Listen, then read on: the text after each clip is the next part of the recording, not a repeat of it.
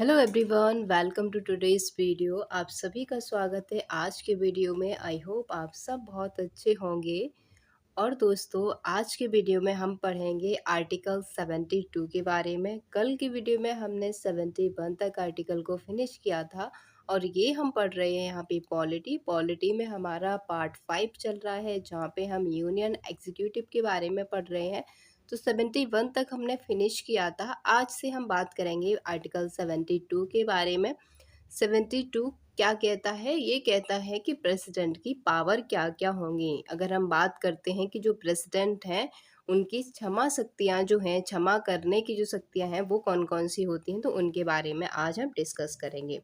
तो यहाँ पे देखिए, स्टार्ट करते हैं। तो हम बात करते हैं आर्टिकल 72 की। तो 72 कहता है power of president to grant pardon etcetera and to suspend remit और commit sentence in certain cases. तो ये सारी चीज़ें आपको नहीं ध्यान में रखनी है, सिंपल। आर्टिकल 72 कहता है राष्ट्रपति की क्षमादान शक्तियों के बारे में। राष्ट्रपति के पास वो कौन कौन सी शक्तियां हैं जिनसे वो किसी भी अपराधी को क्षमा कर सकते हैं। तो राष्ट्रपति के पास, प्रेसिडेंट के पास जो है वो 5 प्रकार की क्षमादान शक्तियां होती हैं जिनसे वो किसी भी अपराधी को, किसी व्यक्ति को क्या कर सकते हैं, क्षमा कर सकते हैं। दूसरी बात आती है कि जो राष्ट्रपति हैं, जो प्रेसिडेंट हैं, क्या वो कोई भी व्यक्ति वहाँ पे जाएगा और उनको क्षमा कर देंगे? तो नहीं, ऐसा बिल्कुल भी नहीं होता है। ये सारी चीज़ें जो हैं वो मंत्रिमंडल जो होता है वो डिसाइड करता है, ठीक है। राष्ट्रपति जो हैं, प्रेसिडेंट जो हैं, वो अपनी मर्जी से किसी को भी क्षमा नहीं कर सकते। वो सिर्फ, उनके पास शक्तियाँ होती हैं, बट सिफारिश किसकी होती है? सिफारिश होती है गृह मंत्रालय की। किसकी सिफारिश होती है? तो सिफारिश करता है गृह मंत्रालय किसी व्यक्ति के लिए, तब उसको जो है वो क्षमा किया जाता है, ठीक है। तो ध्यान रखना है कि राष्ट्रपति की क्षमा शक्तियों के टाइम पर जो सिफारिश होती है वो कौन सा मंत्रालय करता है? तो होम मिनिस्ट्री करती है, गृह मंत्रालय करता है। अब हम बात करते हैं कि प्रेसिडेंट की पावर कौन कौन सी जुडिशियल पावर होती हैं, क्षमा शक्तियाँ होती हैं, क्षमादान शक्तियाँ होती हैं, ठीक है। तो ये 5 प्रकार की जुडिशियल पावर होती हैं प्रेसिडेंट के पास में। कौन कौन सी होती है, इनको हम डिटेल में डिस्कस करेंगे। सबसे पहले जान लेते हैं कि कौन कौन सी होती हैं। तो फर्स्ट आती है हमारे पास पार्डन। पार्डन का मतलब होता है क्षमा। ओके, डिस्कस करेंगे, अभी आपको डिटेल में सब कुछ समझ में आ जाएगा। पहली होती है पार्डन, जिसको कहा जाता है हिंदी में क्षमा। नेक्स्ट होती है रिप्राइव। क्या हो जाएगा? रिप्राइव। इसको कहते हैं हम प्रविलंबन। क्या कहते हैं? प्रविलंबन। नेक्स्ट होती है रेस्पिट। रेस्पिट को कहा जाता है ब्राम, किसी भी चीज को रोक देना, ठीक है। तो रेस्पिट का मतलब ब्राम। नेक्स्ट होता है रिमीशन। रिमीशन का मतलब होता है परिहार। क्या हो जाएगा? रिमीशन का मतलब होता है परिहार। और नेक्स्ट आती है कम्यूटेशन। क्या हो जाएगा? नेक्स्ट आती है कम्यूटेशन, जिसका मतलब होता है लघुकरण। तो ये 5 प्रकार की जो हैं वो राष्ट्रपति की क्षमादान शक्तियाँ होती हैं। तो पहली शक्ति आती है पार्डन। पार्डन का मतलब हमने बताया क्षमा। देखिए, राष्ट्रपति अपनी क्षमा शक्ति का प्रयोग कर सजा को हटा सकते हैं तथा दोषी की सजा को दंड या दंडादेशों से पूरी तरह मुक्त कर सकते हैं। इसका मतलब होता है कि अगर राष्ट्रपति पार्डन का प्रयोग करते हैं, पार्डन शक्ति का अगर प्रयोग करते हैं, तो उस केस में किसी अपराधी की सजा को पूरी तरीके से खत्म कर सकते हैं। समझ में आया? अगर वो पार्डन का प्रयोग करते हैं तो उस केस में क्या होता है, पूरी तरीके से उस व्यक्ति की जो सज़ा है, जो कोर्ट के द्वारा उसे सुनाई गई है, उसको पूरी तरीके से हटा सकते हैं, उसके दंड को ख़त्म कर सकते हैं। और दंडादेश मतलब कि दंड के लिए जो दिए गए आदेश जो हैं, उनको भी पूरी तरह से मुक्त कर सकते हैं। तो ये होता है पार्डन। नेक्स्ट पावर आती है, इसका नाम है रिप्राइव। रिप्राइव का मतलब होता है प्रविलंबन। क्या हो जाएगा? प्रविलंबन। इस केस में क्या होता है, राष्ट्रपति अस्थायी समय के लिए किसी सजा, सजा कोई भी हो सकती है, मान लिया मृत्यु दंड है, के निष्पादन पर रोक लगा सकते हैं। इसका प्रमुख उद्देश्य दोषी को राष्ट्रपति से क्षमा मांगने या उसे कम करने के लिए समय देना है। सिंपल सी बात इतनी है कि अगर राष्ट्रपति जी जो हैं वो अगर रेप्राइव पावर का, प्रलंबन पावर का उपयोग करते हैं, तो इस केस में वो किसी भी अपराधी की सजा को रोक सकते हैं।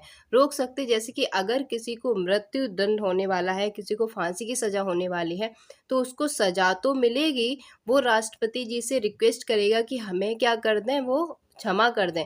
तो उस केस में राष्ट्रपति जी किस तरीके से अगर इस पावर का इस्तेमाल करते हैं, तो वो क्या कहेंगे, क्षमा तो कर दिया, बट उस केस में उस व्यक्ति को क्या होगा, फांसी तो होनी होनी है, बट फांसी कब होगी ये उस व्यक्ति को पता नहीं रहेगा। ठीक है, तो यहाँ पे प्रमुख उद्देश्य क्या हो जाता है, यही हो जाता है कि दोषी को राष्ट्रपति से क्षमा मांगने या उसे कम करने के लिए समय देना। ओके, इसमें कोई फिक्स टाइम नहीं होता है कि जो दोषी है उसको मृत्युदंड कब दिया जाएगा, पर ये कंफर्म होता है कि ये दिया जाएगा। चलिए नेक्स्ट चलते हैं, अगली आती है रेस्पिट। रेस्पिट का मतलब होता है विराम। अब देखिए इसका मतलब क्या है, राष्ट्रपति किसी दोषी को प्राप्त मूल सजा के प्रावधान को विशेष परिस्थितियों में बदल सकते हैं। इसका मतलब है कि अगर किसी अपराधी को सजा मिली है कोर्ट के द्वारा, तो अगर राष्ट्रपति जी जो हैं अगर वो रेस्पिट का प्रयोग करते हैं, तो उस केस में क्या होगा कि उस व्यक्ति की जो भी सजा है उसकी परिस्थिति को क्या कर सकते हैं, बदल सकते हैं। कैसे बदल सकते हैं, अगर किसी गर्भवती महिला को सजा मिली है तो उसकी सजा अवधि को परिवर्तित कर सकते हैं। तो ये भी क्या हुआ, एक माफी हुई ना राष्ट्रपति के द्वारा, कि कोई गर्भवती महिला है उसकी सजा, अगर मान लिया कि उसकी सजा जो है वो 1 साल की है, तो 1 साल की अगर सजा है तो उसको क्या कर सकते हैं, अवधि को कम कर सकते हैं, 6 महीने कर सकते हैं, 3 महीने कर सकते हैं। ठीक है, तो इस तरीके से इस पावर का उपयोग करके राष्ट्रपति किसी विशेष परिस्थिति में जो है वो सजा के समय को कम कर सकते हैं। नेक्स्ट आती है जिसका नाम है रिमीशन। रिमीशन का मतलब देखिए क्या हो जाएगा यहाँ पे, रिमीशन को बोला जाता है परिहार। इसमें सजा की अवधि को कम करने का निर्णय ले सकते हैं, लेकिन सजा का चरित्र वही रहता है।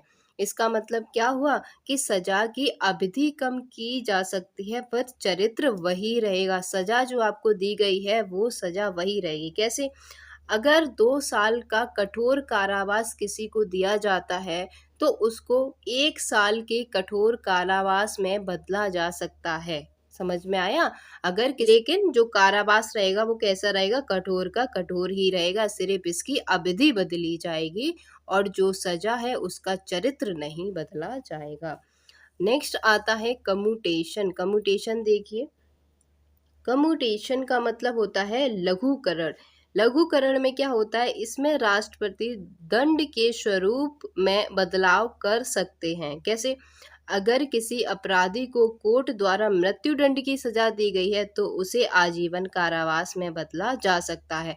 अब यहाँ पे बात हो रही है कि राष्ट्रपति जो है वो दंड के स्वरूप को बदल सकते हैं। दंड के स्वरूप को मतलब कि दंड के रूप को बदल सकते हैं। अगर किसी व्यक्ति को मृत्यु दंड हुआ है तो राष्ट्रपति उसको क्षमा शक्ति के तहत क्या कर सकते हैं, उसको आजीवन कारावास उसका करवा सकते हैं। तो ये भी क्या हुई, एक क्षमा शक्ति हुई, जिसको हमने क्या कहा, कम्यूटेशन मतलब लघुकरण का। सो दोस्तों यही थी जो है राष्ट्रपति के द्वारा जो क्षमा शक्तियां हैं हमारी 5 प्रकार की होती हैं, किस किस तरीके से थी वो मैंने आपको सारी एक्सप्लेन कर दी है और आशा करते हैं सभी को समझ में आ गया होगा। कोई भी प्रॉब्लम है तो प्लीज़ हमें कमेंट सेक्शन में ज़रूर बताएं। Thank you.